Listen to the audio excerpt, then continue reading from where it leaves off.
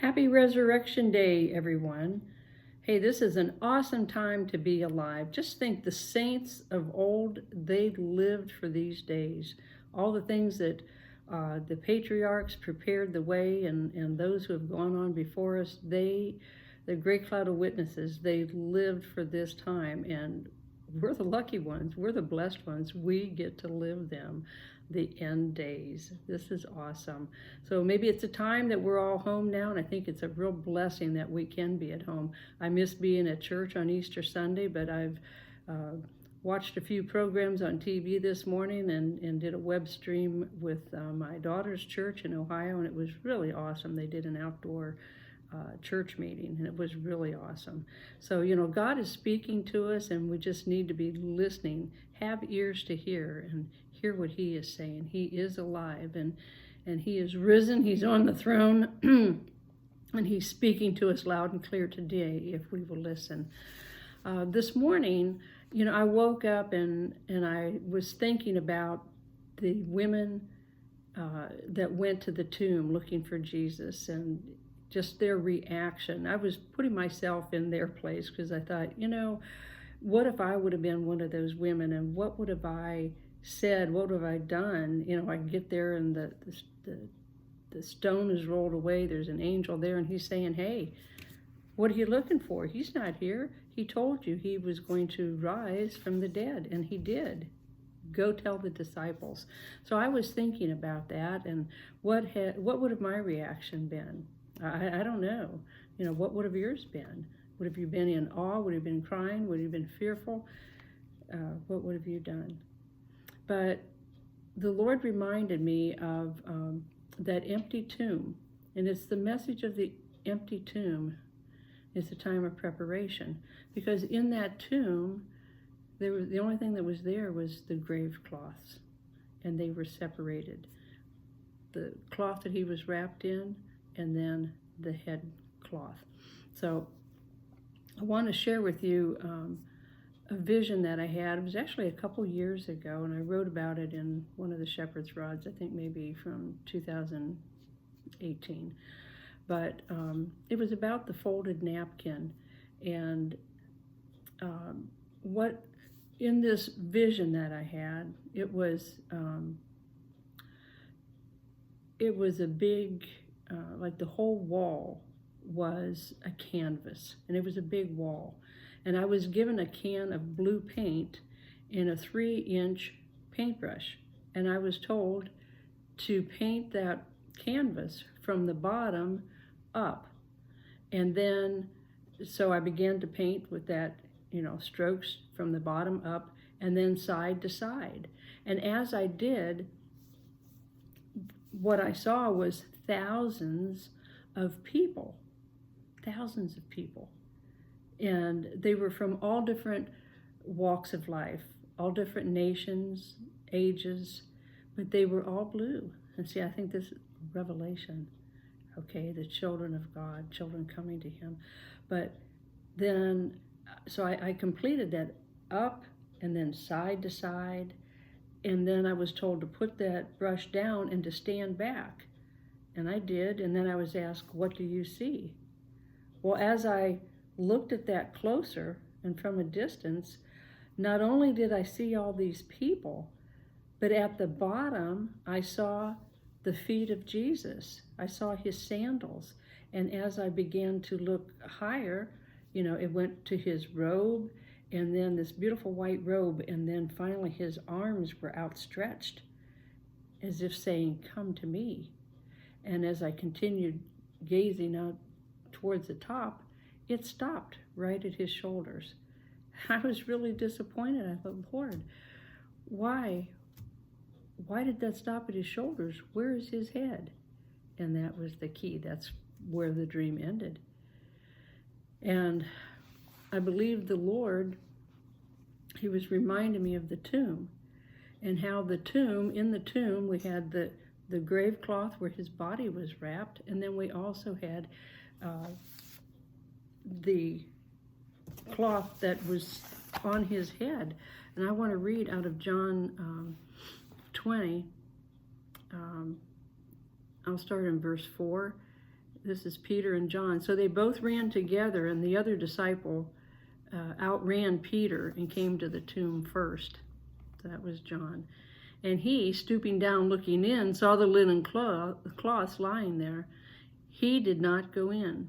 Then Simon Peter came, following him, and went into the tomb. And he saw the linen cloths lying there, and the handkerchief that had been around his head, not lying with the linen cloths, but folded together in a place by itself. Now see, for a while that puzzled me, and I thought, why would it be that way? And it made me think, like, the head has been disconnected from the body from the time of the resurrection. But then the Lord showed me that in the Hebrew tradition, that it was the significance between the master and the servant. Okay, he is the master, we are the servant. But every Jewish boy knew this tradition. When the servant set the dinner table, he set it exactly the way that the master wanted it.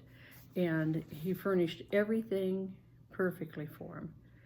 And then the servant would stand off to the side and observe what the master did. He did not touch anything until the master was done eating. He dare not touch it. Now, if the master was done eating, he would rise from the table and he would wipe his fingers, his mouth, and he'd clean his beard. And then he'd wad up that napkin and he'd toss it onto the table. Then the little servant boy, he would know that it was time for him to clean up, because it meant he was done. The master was done. But if the master got up from the table, folded his napkin, and laid it beside his plate, the servant would dare not touch the table, because the folded napkin meant, I'm coming back. Now see, that was the key in the empty tomb. Jesus is coming back. That was the message. He's coming back. And just as I saw that in the vision of the canvas, he's coming back. He has his hands outstretched and saying, I'm coming back. I'm coming for you. He's waiting for us, to join. He is the head and we are the body. He is the master. We are the servant. I believe that in this time, what do they call that? Quarantine.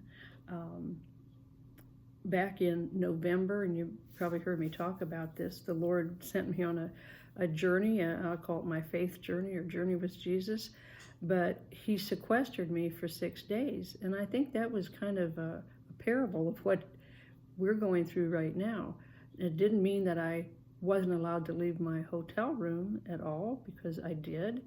But in that 6 days of sequestering, it was just a time of he and I being alone, just spending time with Jesus, praying the prayers that it's like he shared secrets with me, things I never even thought about, but he wanted me to know. It was me having an ear to hear and receiving what he had for me. And, he shared many things with me. And like I said, I think it was a time just as a parable to what the body is doing right now. We have opportunity to spend time together with our families, keeping our focus on him. We're all going through this together. My son was mentioning to me the other day about how he saw this as, like with the Passover, the last plague of Israel, how the death angel came in and took the firstborn. Well, what he was telling me, he said, Mom, I see this as a like the death angel over the whole world. And it was at the time of Passover. And we needed to put the blood of the lamb over our doorpost. That was the only thing that saved the Israelites. They had to stay inside. They had to partake of the lamb. They had to have the blood of the lamb on their doorpost. And that's what we all need to be doing today. Seeking the Lamb of God, seeking the cross. The Lord spoke to me the other day about the cross, and He said, for me personally, He said, you don't like to look at it because you see my pain and agony, but He said, I see the joy, because it was for His joy. He went to the cross, bearing the shame, despising the shame, but yet it was for the joy. And that's what He sees, and that's what He wants me to begin to see, is the joy, the saints that are coming in, and especially at this time. We have every opportunity now to spend time in prayer, pray for our loved ones that don't know the Lord, teach our children. The little ones today, they're the ones that Bob would say will never see death, because Jesus will come before they grow old. So they'll never see death, but they are that Melchizedek priesthood, and they need to know how to stand firm in the promises of God. And you are the parents and grandparents. You need to be teaching these children. You now have great opportunity to do that. So let's not waste the time that He's given us. Pray for our friends, our family. Call people. There's a lot of people that are just living in fear right now. A Christian can't have fear. Okay, Bob would say, fear is faith in the devil. We must trust God in all of this. And we're all going through this. We're all going through in this year's Shepherd's Rod, we talked about, my son wrote about crossing the Jordan. And we're all crossing the Jordan. Some of us we're going at different levels, different paces, but we're all crossing our Jordan. But remember, it's just like crossing the Red Sea. When they crossed the Jordan, the first thing they had to do was go through circumcision. And I believe right now, as we're crossing that Jordan, we're getting to the other side. But, God is removing all the idols. That's our circumcision. He's removing the idols of our heart. And you know what? Years ago, He told me, He said that in this next move of God, the end time move of God, He said, the people that get saved then, they will not turn back. Like, it's too easy. People get saved and it's like, well, like the parable of the seeds, it's too easy. The enemy comes and chokes out whatever they've learned, or they just steal it.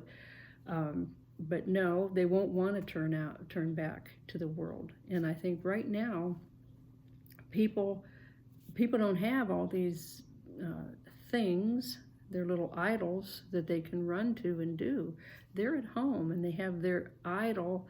I don't want to say God is an idol, but I mean, He needs to be our focus. In all things we do it unto the Lord. We do it with our family and unto the Lord.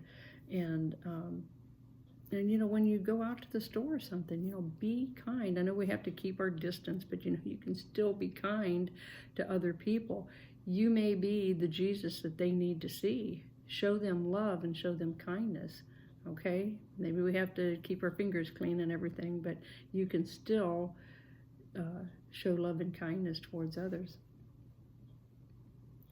So I want to leave you with this today. We have opportunity now to rejoin the body with the head. Christ is always the head. And I believe since that time, He's been trying to get us to rejoin Him, connect the head with the body, put those two cloths together. And we have that opportunity. I believe that we will get back to a normal way of living, but hopefully that in this time we talked about transition, in this time of transition, it's been different than what we've ever expected. But in this time of transition, let us transition into the divine nature of Jesus Christ and go forward in Him. So when we come out of this time of sequestering or quarantine, whatever, when we come out of this time, let us go forth renewed in our spirit, renewed in our mind. Let our spirit man wash away the lust of our flesh, which is in our mind. Let us come forth as new creation in Jesus Christ. Let us rejoin that that napkin, that headcloth. Let us rejoin it with the cloth that was wrapped around his body. Let us be part of that billion soul harvest. You know, I've always said this, it doesn't matter, you don't have to stand at a pulpit. You know, your pulpit right now is at home. You are the greatest witness your children are ever going to see. Trust me. I'm old and moldy now. I had parents and I had children, and now I have grandchildren, and now they get to see me and pattern themselves after me. I want it to be a good pattern, and the pattern we need to follow is that of Jesus Christ. So I want you to be blessed this day. He is alive, he is risen, he is on the throne, and he is coming back, and he's saying to you now, come to me, bring your whole self unto me, and share me with everyone. In Jesus' name, I bless you. Happy Resurrection Day.